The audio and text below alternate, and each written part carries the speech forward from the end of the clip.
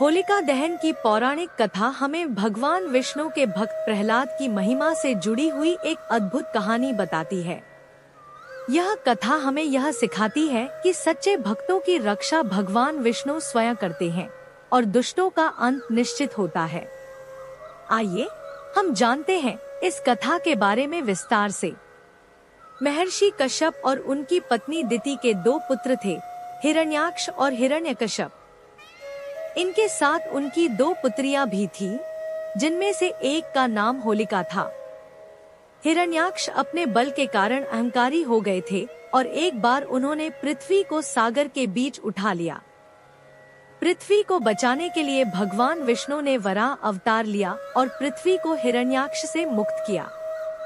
हिरण्याक्ष के मरने के बाद उसका भाई हिरण्यकश्यप विष्णु से प्रतिशोध लेने का संकल्प करता है। हिरण्यकश्यप ने भगवान विष्णु के खिलाफ युद्ध छेड़ा और ब्रह्मा जी से अमरता का वरदान प्राप्त किया। ब्रह्मा जी ने यह वरदान देने से इनकार किया, लेकिन उन्होंने कुछ विशेष शर्तों पर उसे वरदान दिया। हिरण्यकश्यप का यह वरदान था कि वह न तो नर से मारा जाएगा, न नारी से, न पशु से, न पक्षी से, न नाग से, न किन्नर से, न आकाश में, न धरती पर और न पाताल में। अपने इस वरदान के साथ हिरण्यकश्यप ने विष्णु जी के नाम का विरोध किया और अपने प्रजा से यह आदेश दिया कि कोई भी यदि विष्णु का नाम लेगा तो उसकी मृत्यु निश्चित होगी। इसके बाद उनका बेटा प्रहलाद, जो विष्णु का परम भक्त था, भगवान विष्णु की पूजा में लीन था। प्रहलाद के विष्णु भक्ति करने से उसके पिता हिरण्यकश्यप क्रोधित हो गए और उन्होंने प्रहलाद को अनेक प्रकार से दंडित करने का प्रयास किया। हिरण्यकश्यप ने प्रहलाद को पर्वत की चोटी से फेंक दिया, लेकिन प्रहलाद का बाल भी बांका नहीं हुआ। फिर उन्होंने प्रहलाद को जहरीले सांपों से डसवाया, लेकिन वह फिर भी बच गए।